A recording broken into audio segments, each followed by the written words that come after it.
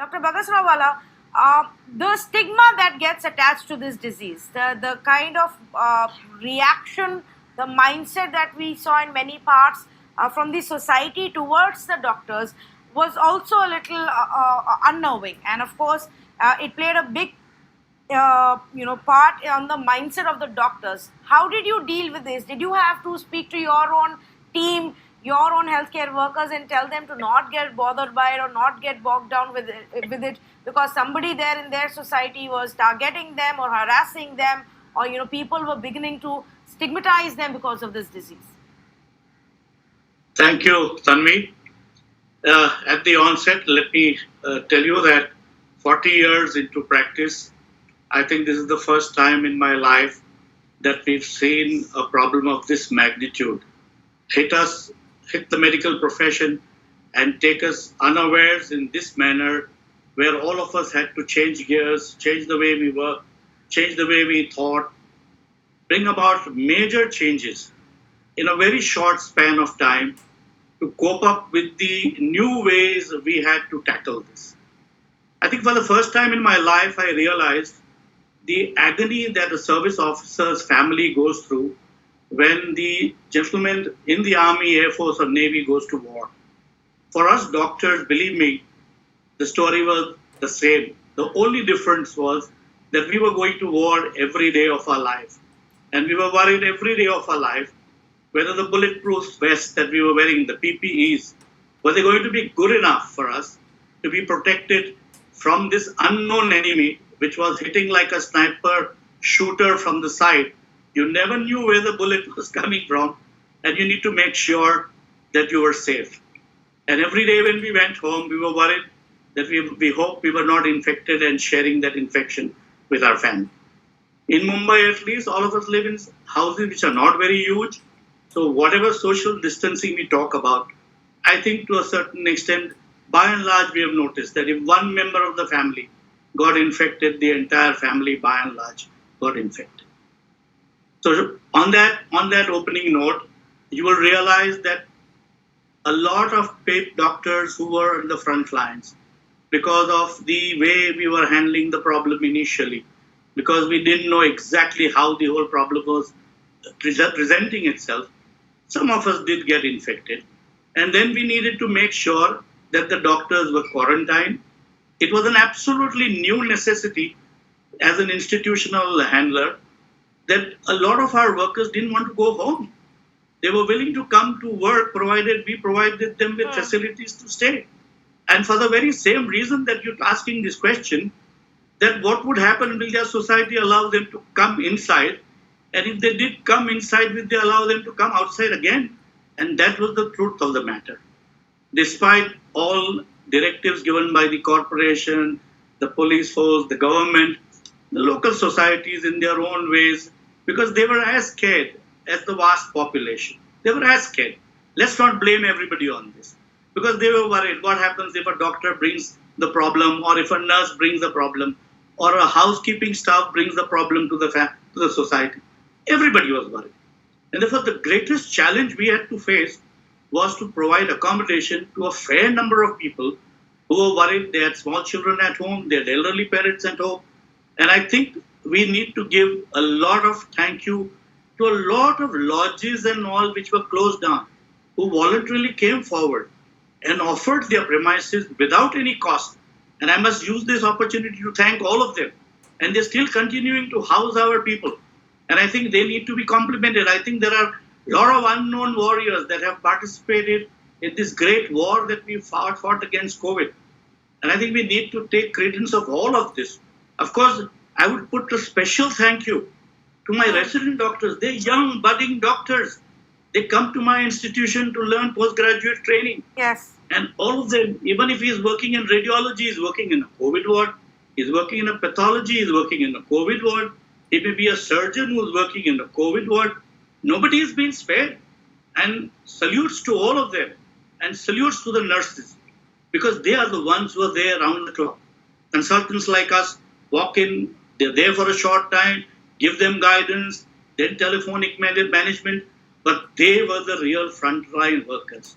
And I think salutes to all those doctors, all those nurses, and in particular, our class 4, class 3, the housekeeping staff, Correct. the people who run your kitchen, everybody. I think nobody is contributed in any little manner. Each one has done his job beautifully, and I think full marks and compliments to all of them.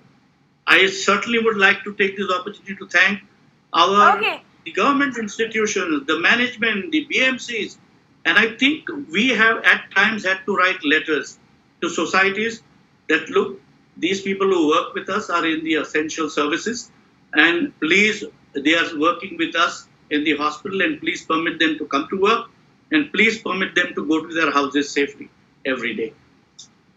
Medical fraternity. Dr. Bagasrawala, any interesting insight or story that you would like to share with us? You come from a city that's been one of the worst hit. I think Delhi only recently managed to match up and catch up with Mumbai as far as cases are concerned. So Mumbai has had it tough right from the start, and it will take some time before things begin to ease. Tanvi, let me share that Saifi Hospital where I work had the honor of being the first institution to be converted into a COVID hospital as a full hospital. And we started with about 30, 40, 70, up to 100 beds. That is what our bed strength today is. We had a policy of not allowing relatives inside the COVID ward. For the simple reason is the fear was that we might extend the illness to others. And that was a big responsibility that we took on our heads, because we took the responsibility of the patient care entirely on our own. And patients would come hale and hearty, and while they were still with us, they would go downhill, and some of them would deteriorate, and some of them may even go. And that became an extremely difficult position for us to be able to explain to the relatives that, look, my patient came in walking and now he's on a deathbed. So we had to create communication lines, video conferencing, sharing the patient's condition on a day-to-day basis, maybe once a day, twice a day, with one contact in the family to make sure that communication and the information that the relatives wanted was intact.